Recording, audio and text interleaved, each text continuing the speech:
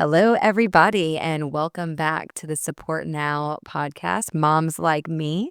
I am thrilled to have the opportunity today to interview our latest guest, Kate Sulovski, who's going to tell us all about her experience with triplets. Yes. And I don't think I can say the name triplets without having a palpable feeling in my heart of what that must be like. I have 3 children, 6 and under, and 3 at the same time just sounds so incredibly daunting. But today's episode will be packed with her journey with 3 babies in the NICU and what Mhm. that experience was like, but also telling the story of support beyond the NICU and what it's like now that she is raising 3 toddlers. So first of all, Kate, thank you so much. Thank you for having me. I'm so excited to be here and be a part of this community, share our story. Hopefully, some other moms can relate. Absolutely. So I think let's start with, let's assume people don't follow you on Instagram, which again we Mhm. will link at the bottom here. But I'd love for you to tell a little bit more of your story. Sure. So in November of 2021, I found out that I was pregnant. My husband and I had been married for a very short 4 months at that time, but we were excited to start our family.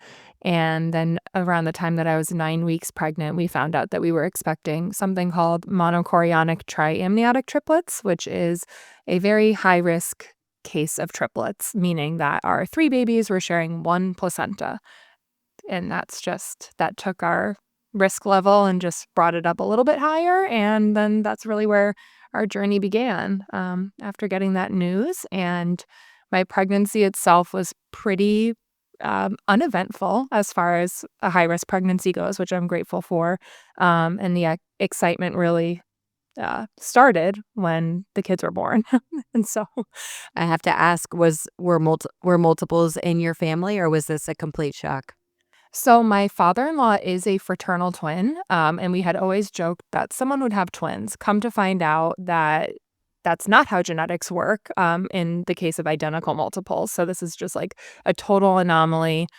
Someone in the universe thought that this would be funny, and And you're laughing, so that's good. yeah. That's a good sign.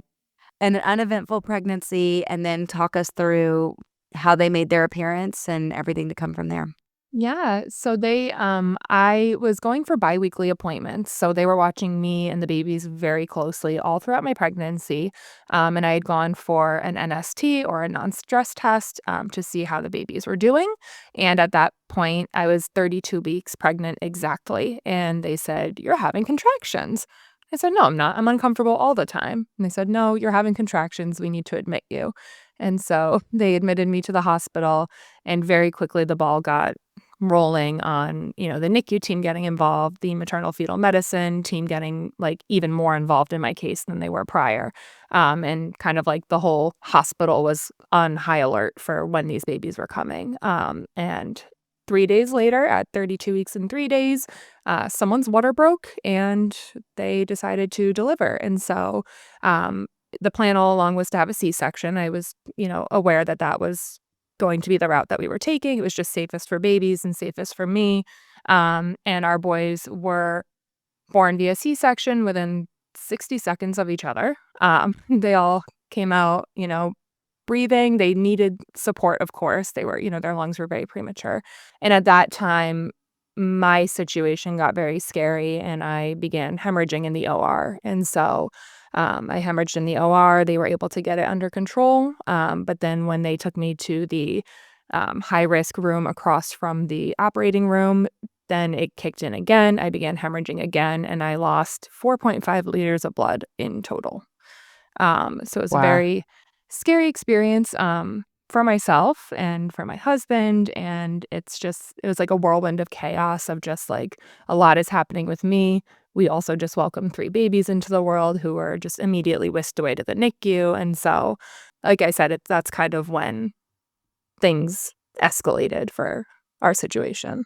Did you know what was happening? I have heard from others that have experienced similar trauma of hemorrhaging that they didn't really even realize what was happening? Were you being communicated to? In the OR, so for me, it's, like, very much like an out-of-body experience. There was so much happening and so much going on that I remember bits and pieces of it. I remember, the kind of chaos in that postpartum room. But when I was in the OR, I really didn't know what was going on, and I kind of attribute that to these doctors are professionals and they knew what they were doing, and it didn't feel like this like panicked heightened moment. Maybe it was on the other side of the curtain, but not to my knowledge. My husband was aware of what was going on because he could like visually see that there was a lot of blood and he could see the movement in a way that I couldn't. And again, they're pumping me full of all these fun different things and drugs to keep me alive. Yeah. And so it's definitely something that I've spent a lot of time, in therapy and you're just talking through and working through like my own birth and my own birth trauma and trying to like piece together my story for myself. Do you mind talking a little bit more about that though, and Yeah. why that's been so challenging for you? Yeah, I think a lot of it for me is, and I'm just gonna kinda generalize here, is that we're kind of told our whole lives as women, "You're gonna get pregnant, and it's gonna you're gonna come home from the hospital with your baby, and you're gonna have a vaginal delivery, even if it's a C-section, so routine and standard, nothing to be worried about."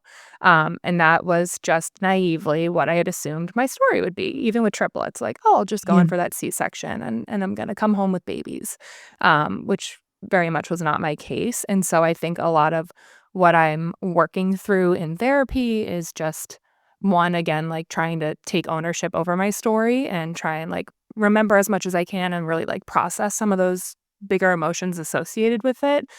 But I think also for me, it's to kind of like come to terms with like, this is what happened to me. I can't go back and change it. And like, how can I get to a place of acceptance with it? And like really Yeah. just like own it. Like, this is my story and this is Yeah. how it went. Birth is such a traumatic experience, and it's nothing like you're told it will feel like, and to some extent, it's so different depending on, the circumstance. And I think a lot of women struggle with their expectation of what it's gonna feel like and be like, and emotionally how they're going to respond versus the realities of it, which is that your body is going through trauma, and nothing can prepare you for what that experience is like. And so, first of all, I wanna compliment you on taking the time to process that this is still something that for you is difficult. 2.5 years later, even. Yeah. Right, and even as moms, we tend to think, "Well, I've gotta move on. I've gotta move on, and I need to be there for my kids, and I can put myself last as it relates to this, or I'll get over it." And so, good for you to say, "No, actually, I need to spend a little more time here," because we live in such a rush culture where we're just rushing along to the next thing, and I do think that that tends to kind of come back up in a lot of different ways. Absolutely. And a big part of it for me is like there are, I think trigger has become a slang term that's thrown around a lot, but there are like actual triggers, whether it's like memories, sights, smells, locations that bring me back to those places. And like that's a big part of kind of what I'm working through as well. Just to be my best self for my kids is part of it. So, if you don't mind, I'd also love it for you to share a little bit more about the boys. Like, how much did they weigh? If that's Yeah. not too triggering to discuss, and No, no, just kind thank of you. what happened from there. Yeah, so our boys were born, our baby A and baby C were roughly like 4 pounds, 5 ounces each, which pretty good size for a 32-weeker. And our baby B was 3 pounds, 5 ounces, so he was a pound smaller than his brothers. They had given me steroids 48 hours prior to their delivery. It just happened to work out that way, which is typically what they try to do. So I attribute that to their lack of like severe breathing needs when they were born. They, just went right on a CPAP. They didn't need to be intubated. And so that like first 36 hours though, I wasn't able to see them because of the complications of myself. So it was really my husband like stepping into this role of first time dad times 3 slash like medical NICU parent slash husband to wife stuck in a hospital bed, and, um but it was, each of the boys had their own team in the operating room, so once they were delivered, they each had, like, 3 or 4 people assigned to them, stabilizing them, and then they transferred, to the formal NICU from there. Talk to me a little bit about your community. When they got the news that the triplets were here and everything that happened, what was the response from your community? It was overwhelming in the best way possible, just the level of support that we had throughout my pregnancy, during, like, the day like, the immediate days following, up until now even, and, after they had stabilized me, my husband was like, "Should we tell people?" Because we hadn't even told our parents that I was delivering, because I didn't wanna alarm everyone, and I didn't want I knew people were just gonna be sitting on the edge of their seats waiting for, like, the green light of all the babies are okay, or, like, everyone's breathing, Kate's okay. And so we made the decision together to wait until they were delivered, and we just kind of immediately or heated, notifying everyone and just kind of, like, giving as many updates as he could, and, my dad happened to be in New York City. We delivered at Columbia in, New York City, and my dad was in town, and he just, like, came up to the hospital, and it was, one of those things that you see in the movies where, like, the dad is just like, "I just had babies, but, like, I'm my dad's baby," and he, like, really that paternal role, of supporting me and supporting Pete, and the following day, my mom made it up, and I still wasn't able to meet my children. I was stuck in the hospital bed, and so my mom actually got to meet my kids before I did, and she didn't like that at first. She was very against it, and I just said to her, I was like, "Listen, if I can't be there, I want you to be there. Like, be there for Pete, be there for the kids. We're gonna be in the NICU for a bit, like, figure it out." And so, that was, like, a special moment in a very weird and twisted way of, my mom, kind of stepped in for me when I couldn't be there. What a kind of like a beautiful turn in some ways. I know it's not the way, again, you designed it in any way, and I'm sure what a complicated place for your mom to be, to, like, want to do right by you and, like, trusting you that that was actually what you wanted, because you had to be very honest with her. Yeah, I think she was scared that it would take something away from me when, in retrospect, it really, like, I felt like it gave me power in the sense of, like, if I can't be there, like, you are the next best person, like, that I want to, like, be Mhm. there for my children right now. Like, go represent me, you know? So, how long were the boys in the NICU? So, A and C, that's Peter and Luca, they were in the NICU for 20 days, and Nico, baby B, he was in the NICU for 23 days. And so Nico's story is a little bit different than his brother's. He had a bowel perforation that they found, and they caught it so quickly, and we are, like, forever grateful to the doctors and nurses of the NICU because they caught it before it became, like, a serious crisis, and so he had surgery when he was 2 days old, and they, sat us down, and they're like, "He's gonna be here for 3 to 4 months minimum. This is, I'm sorry, but we just wanna, like, manage our expectations here," which, of course, sent me into a spiral, and then to see his a miraculous recovery and just coming home 3 days after his brother's was really just, like, "Oh my gosh." Like, he's our little fighter. But those 3 days where he was still there were definitely the hardest, just being split between home with 2 children and then, the hospital an hour away with another child. That was really challenging, and that's when we really had to, like, lean into our support. Yeah, so talk to me about how did you manage all of that? Yeah, I think I said this to you in a few of our conversations. I wish SupportNow was there. Like, this is the shameless plug, but, like, I wish we had a system like that, a structure set up in place because I think that would have made things a lot simpler, and to just kinda, like, streamline what we needed, who we needed, and when we needed it. But for us, it really just looked like our parents very selflessly took a lot of time off of work to be there for us. Our parents would come and watch the 2 boys during those days while my husband and I would go to the NICU to see Nico. And it was a bit of a blessing in disguise. Both of our moms were able to be visitors while the boys were in the NICU, and so they got very familiar with, their routines and feeding and diapering and, like, all the nitty-gritty parts of NICU life. And so when we had Peter and Luca home, it felt familiar to leave them in the care of our moms, and so, like, we felt comfortable to step away, and go be there for our other son. I know it's hard when, especially newly postpartum, and especially in the situation you're in, to ask for help. It often feels like we're a burden. But I'd love for you to share more about what that felt like. I am confident based off of what you've already shared that there were a lot more people kind of waiting to just step in and do the thing. And you're kind of you're the person that's like making the decision of who and how much. So do you mind talking about that burden piece? Yeah, absolutely. I mean, I think you're absolutely right. It's uncomfortable to need to rely so deeply on other people, especially when you're an adult. Like, I'm not 14, I'm not 5 anymore. So it can be uncomfortable to, like, need your mommy and like all that when you are grown. And so for me, I think I just really had to come to a place of acceptance of, like, I need help. Like, I had to be honest with myself. I had to, like, put my ego aside and everything and just say, like, I need support. I need people. And whether that is, like, the actual support of people in my home helping with my children, or if that's somebody driving me to the hospital or somebody doing our dishes, like, whatever it was, just kind of like being humble in those moments of, we have this village, we have these people that are willing to support us, and I just need to let them. And looking back on it, I know had I not accepted the help, I would have struggled a lot more than I did, if I wasn't willing to embrace the support.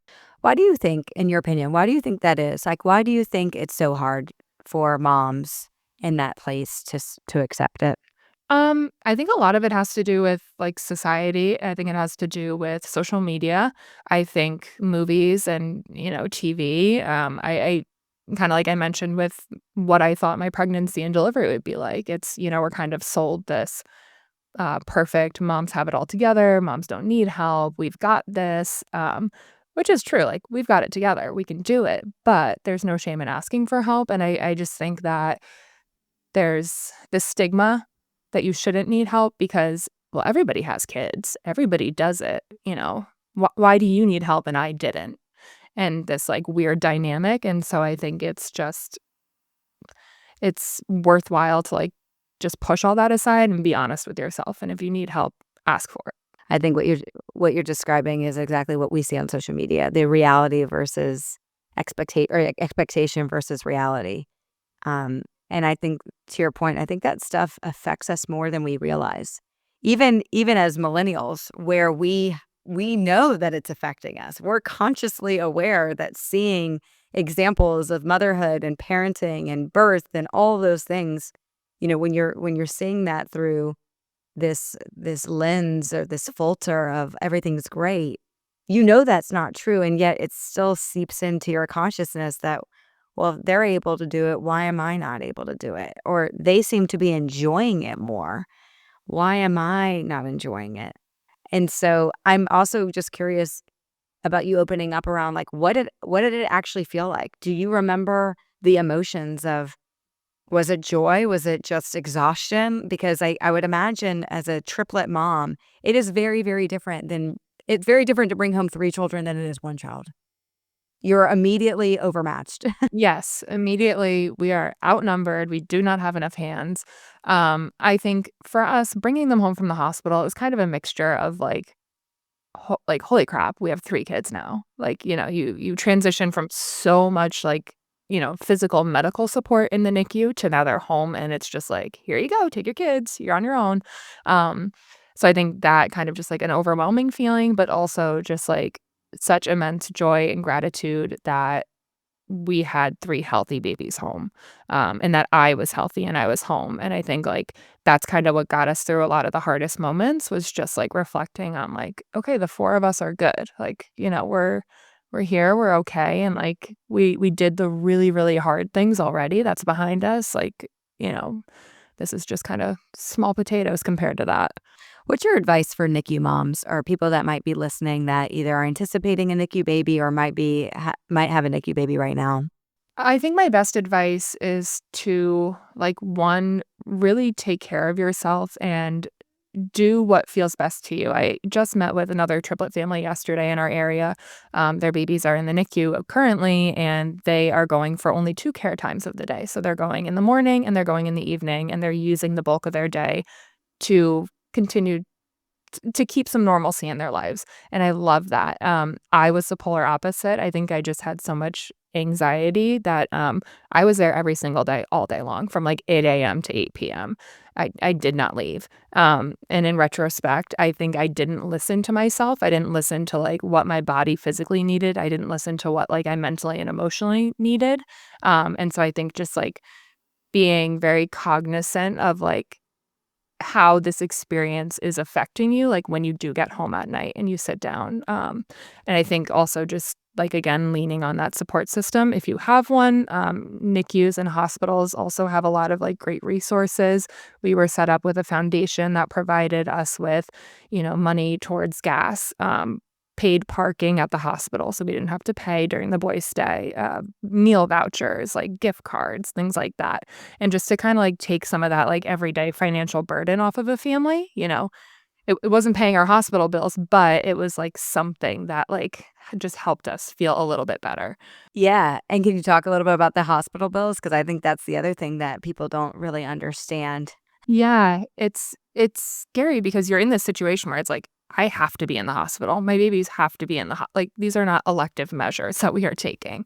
Um, and so I think for us, you're not really thinking about it in the moment, or at least we weren't in our situation. We were just trying to, like, live, get by day to day, but, the boys come home, the bills start rolling in, and you're just kind of it's like a gut punch of, "Oh my gosh, this is insane how expensive this can be."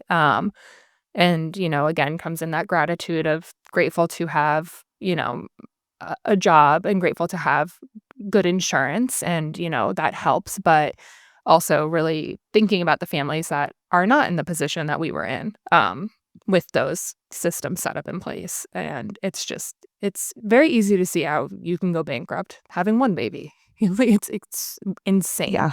Our bills were well over $2 million, um, or what they had Wow. billed insurance, yeah. And that was just for, like, Wow. the second I walked into the hospital to the second Nico left the hospital, so, like, a month is how much they billed. Don't you think that's the other one of the other things people don't talk about is just the expense of being in the hospital? I know for me, I was completely naive to the fact that we were gonna be getting that high of a bill. Again, to your point, even if obviously insurance is gonna cover a piece of it, but just seeing the sheer cost of it all was really stunning. Yeah. It's jarring, it's just wild to see, and then, again, taking into consideration, like, those bills we got didn't include any of my prenatal care, you know, doesn't include any of what's happening with my kids after they come home from the hospital, like, medical expenses and things like that, and so, yeah, it's rough. Whew, $2 million. I know. And that was the first time you realized triplets were expensive. I, crunched the numbers, and we went through roughly 8,700 diapers their first year. Wow. If you are expecting multiples, this is my plug for you to do a diaper raffle at your baby shower. Brilliant idea, brilliant idea. So speaking of the boys, and as we wrap up, I'm so curious to know, what does support look like today? I think, again, we live in a culture that tends to just rush at the point of diagnosis or trauma, and if someone's in the hospital, we wanna do everything, but really once families tend to get home and settle in, communities tend to begin to regress in terms of thinking, well, they're home, they're settling in, they don't need support or they don't want support. So I would love to learn, even from someone that knows has friends with multiples. What are some of the best ways that you can continue to show up even if the health of the babies themselves is fine. Right. But clearly you've got a lot of stress. You Yes. have Yeah. 3 toddlers, you have 3 three-year-olds. So what are some of the best ways that people can support you and your husband? I think it's really a spectrum. So it can be something as simple as like a text of like, "Hey, thinking of you," or like, "Hey, saw that cute picture of your kids," or whatever, or "How are things going?" That's very much on like the lower end of support, low lift side of the spectrum. All the way up to, after we had our boys, we decided to relocate to be closer to family. And that was a choice that, my husband and I made together, along with the family in the area. And so now our support system, proximity wise, has shifted significantly. And so now support looks like, my parents helping me with school drop off or pick up, helping me go to doctor's appointments. I'm the stay at home parent. My husband works a full time, like formal job. And so just having people in our area that can, so and so is sick. Like, can you come watch the other two while I go to the doctor's? Things like that. Hey, I'll bring dinner over tonight. That, like, physical in-person support is invaluable. Like, I don't even know what we would do without it. And then again, like, the middle of the spectrum would just be, like, just show up for your friends that have kids, especially if you don't have children yet, just, like, still showing up for people, still, like, taking an interest in their lives and, like, wanting to be a part of everything, even if it's, like, a 10-minute visit, that feels like support to me also. Yeah. You told me a story earlier that I love, and I'd love for you to share. You talked about how your husband, he works and he sometimes travels. So, but there's still doctor's appointments. So, what you do when you know you can't handle it all, like, do you mind talking about your dad a little bit? Oh, yes, my dad. My dad is, like, the greatest grandfather, but he will come to doctor's appointments with me, and he, will either meet me there or we'll drive together, and he just because, again, we've had consistent support from people like him in our life since the boys came home from the hospital, they just really know our routines and our structure well, and so, he comes to the appointments, and he keeps the kids calm and tame as best as he can while I do what I need to do with the doctors, and it's funny because it's just, like, a very prideful experience for him too. He's like, "These are my grandsons," and, tells everybody they're triplets, and, um, I think it's just nice to, like the support kind of goes wherever we go. People, like, follow us, and, it's definitely something that I don't take for granted. Well, you deserve it, and, I'm so grateful for you telling more of the story. Um, Again, when we talk about the name of this podcast, Moms Like Me, there are a lot of moms like you, and perhaps it's not a triplet mom or even a multiples moms, but a mom like you that had to go through some trauma and where their reality didn't match their expectations, and so I'm so grateful for you just to being willing to talk about it because as you know, I'm a firm believer that the more we talk about it, the more we can normalize all the ways that we can show up for women and moms just like you. So thank Absolutely. you so much. I'd love for you to share where people can follow you. Oh, sure. You can find me on Instagram, TikTok, Facebook. It's just Moretololovski, which is just a play on our last name, Sulovski, like more to love. Ski. Get it? So cute. That's Love us. it. Love Yeah. it. So catchy. So catchy. Kate, thank you again for everything. We appreciate you. And again, if you know somebody that might be pregnant with multiples, or maybe in the early stages of raising babies, this is a wonderful, wonderful person to follow, and certainly a great episode to pass along. So thank you so much, and we'll be back next time. Thank you so much. I appreciate it. Of course.